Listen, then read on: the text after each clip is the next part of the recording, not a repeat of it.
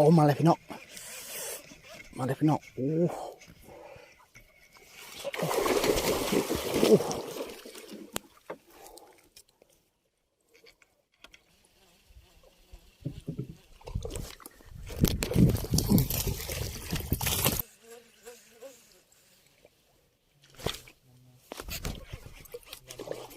เป็นคืนมาเลยพี่น้อง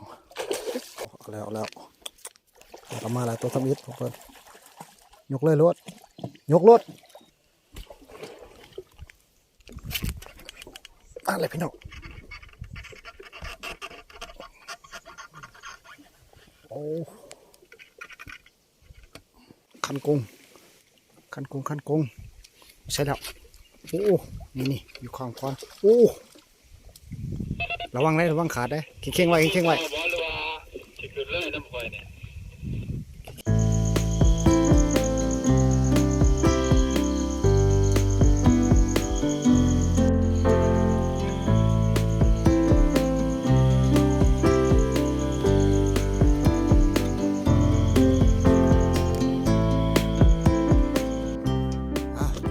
สบายดีพี่น้องยามเสาร์เนาะวันนี้พาพี่น้องมาหาส้มบรรยากาศการตึกเนื้อป้อมเนาะอยู่เขื่อนน้ำก้องเนาะวันนี้ก็มากับทีมงาน3 คนเนาะผ่านไอวีซ่าเนาะแล้วก็อีกคนหนึ่งมอเซยเนาะที่เพิ่นมาก่อนได้เช้าเป็นมาประมาณ4 โมงคนแหละ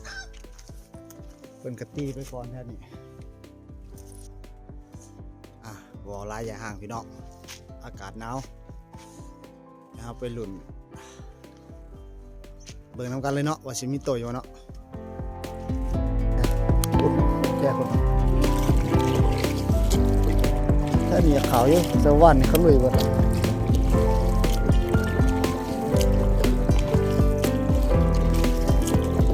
บนล่มอยากลองไป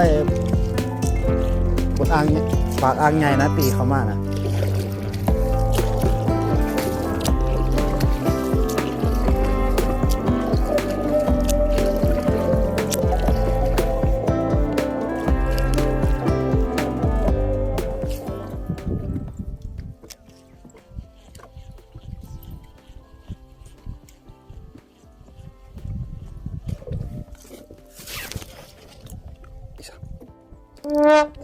เบรกแล้ว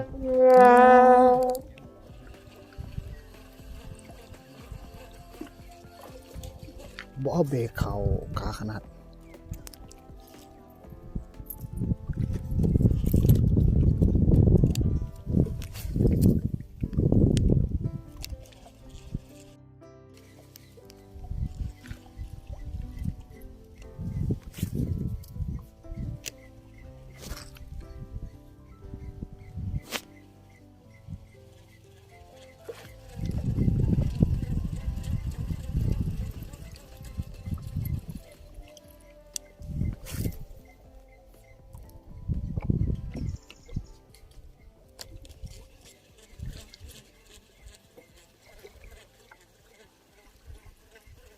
ไม่ค่อย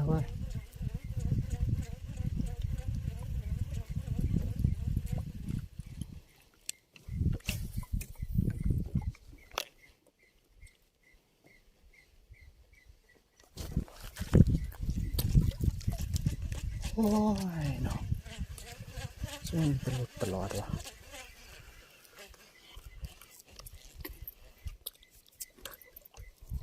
ไปโฆษณาเหงื่อนะเนาะ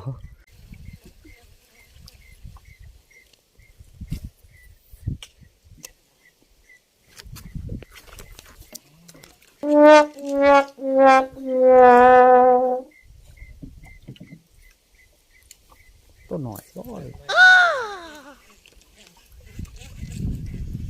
มันอยู่ไหนโหยเยอะ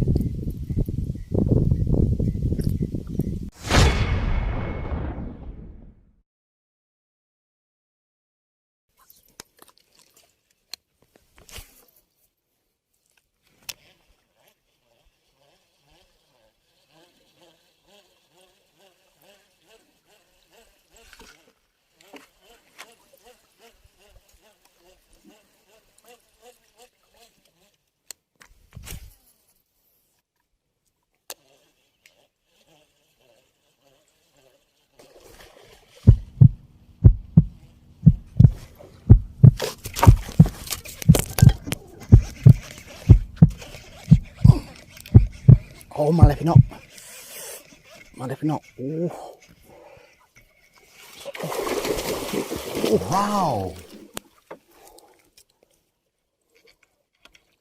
คือเหงือที่คือเหงือในอะไรที่ค่ะโอ้ยังมีอาจมีโคนอีกโอ้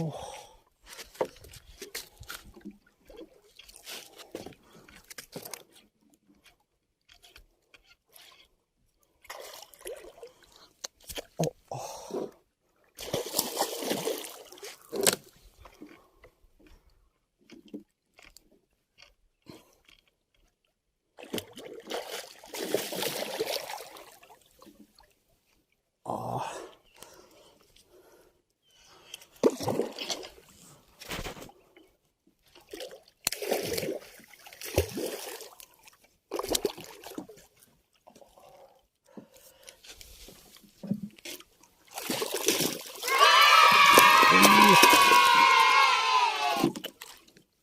คือเหงือคือแล้วพี่น้องก่อนใส่ยักษ์ยักษ์ใหญ่และยักษ์เจ๊กลักเจ๊กและยักษ์ใหญ่ฮะสีกับมือนั่นเนาะโอ้ยักษ์พี่น้องโอ้โหโอ้โห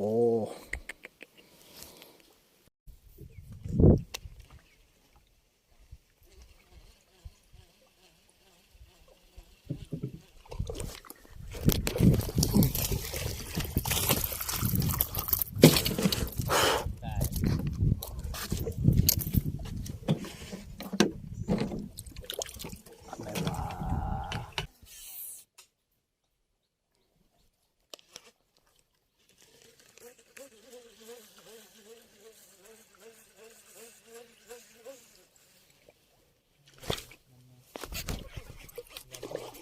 เป็นคืนนั่นเลยพี่น้อง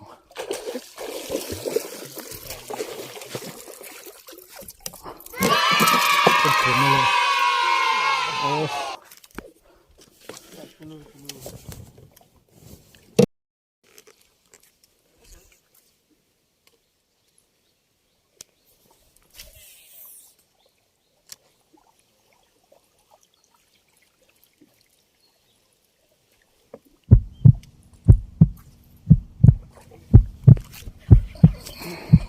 มาเลยพี่น้อง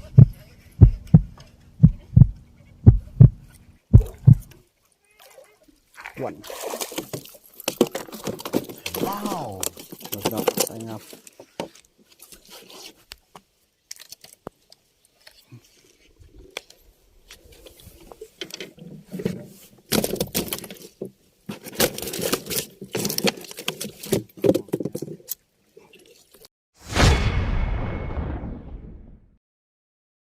เอาแล้วเอาแล้วกลับมาแล้วตัวทำอิฐผมเพิ่นยกเลยรถยกรถยกโอเคโอ้ตีนำครับพี่น้องตีนำครับโอ้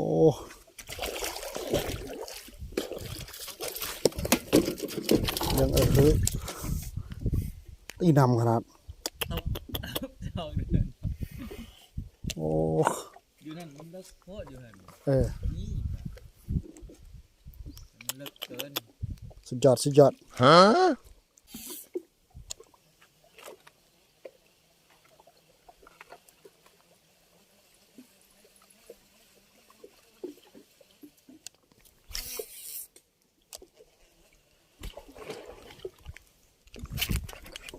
อะไรพี่น้องโอ้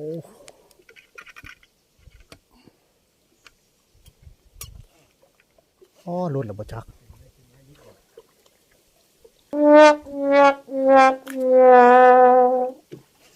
คือเงียบขนาดอ๋อตัวใหญ่ขนาดอ่ะน้องพี่น้องเนาะตอนนี้ก็เวลา12 โมงพี่น้องข้าวเช้าก็บ่ได้กินข้าวซอยก็บ่ทันได้กินเนาะเดี๋ยวกินรวมกันบาทเดียวเนาะสภาพอากาศพี่น้องเอ้ยทั้งคนทั้งลมป้าบอกกัดจักหน่อยกัดอยู่หน่อยนึงกัดก็บ่อยู่เนาะโอ้คันบ่ลมนี่ม่วนพี่น้อง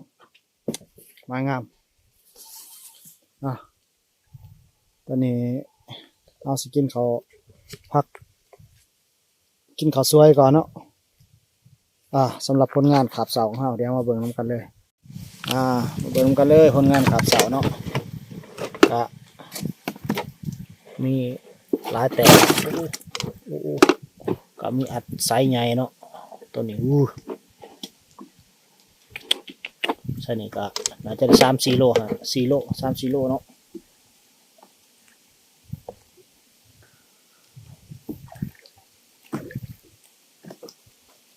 โอ้ ได้จะคิดตอนดึงปลา ลายอาหารของเราวันนี้ก็กินแบบบานๆพี่น้องก็มีสมปลาทอดซีนอีกหลายประเภทคือแจ่วพี่น้อง อย่าบ้อง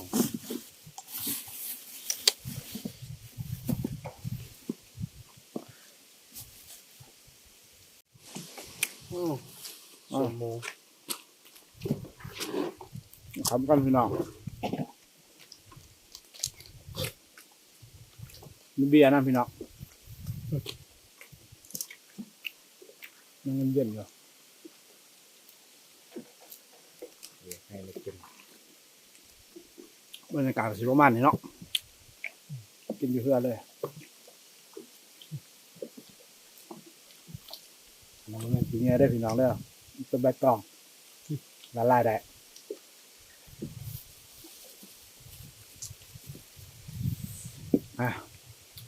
เขาอนุญาตกินข้าวก่อนแล้วก็สิไปลุยต่อเนาะขาดแรงเรื่องมังวายเฉพาะสิมิโตอยู่บ่เนาะคันกุ้งใช่แล้วโอ้นี่อยู่ข้างพรโอ้ระวังขาดได้เข่งไว้เข่งไว้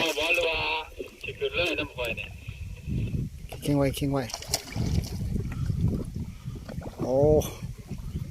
จับซ้ายแล้วก็ยกขึ้นรถเสือคนนี้จับซ้ายยกขึ้นจับยกบาดเดียวรถ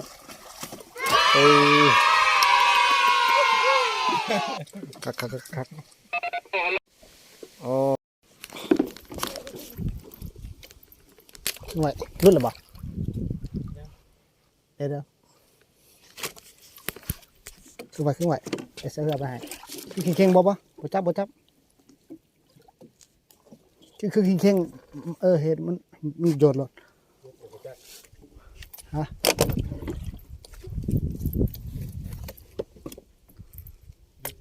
รุ่นเลยวะอ๋อเข้ามาแล้วเพื่อนเลยเนาะโอ้ยยังอยู่เอารถไอ้ยังมาแล้วก็ยกขึ้นรถ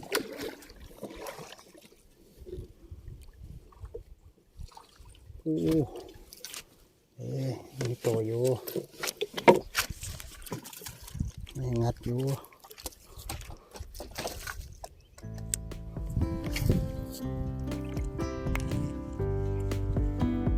ป้าสโลว์ขึ้นมาค่ะสิบตุ๊บ มันเป็นป่า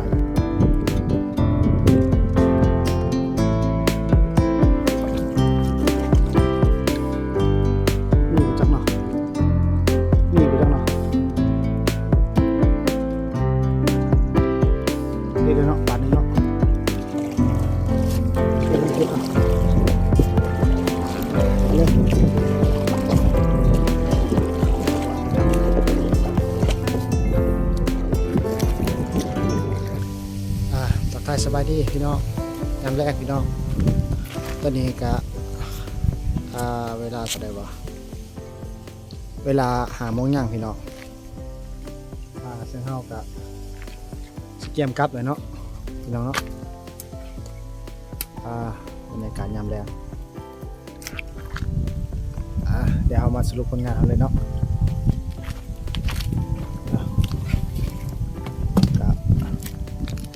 แบบนั้นเนาะงานของเรากะกวนยากเนาะโอ้โหดำถล่มเลยแล้วก็ประคอเนาะ แต่ก็ยังมีอยู่พี่น้องอยู่ในถังเนาะ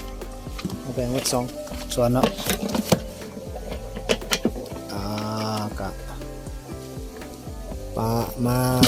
โอ้จับมันบ่ได้เนาะ4-6 โตประมาณ6 โตเนาะกวนไซโลเนาะนี่จะกวนไซโล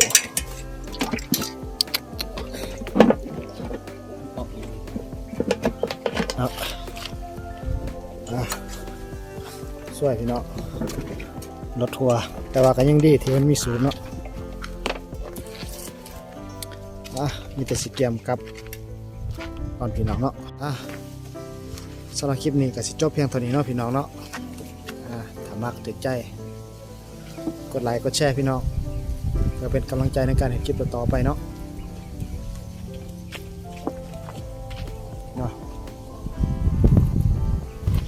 บายสรุปผลงานของเราเนาะโอ้ เหมือนกันปะตรงกันนี่อยู่นี่แหละ ตัวไหนตัวนั้นบ่เนี่ย งาน โอ้ อยู่ในค่าอยู่นี่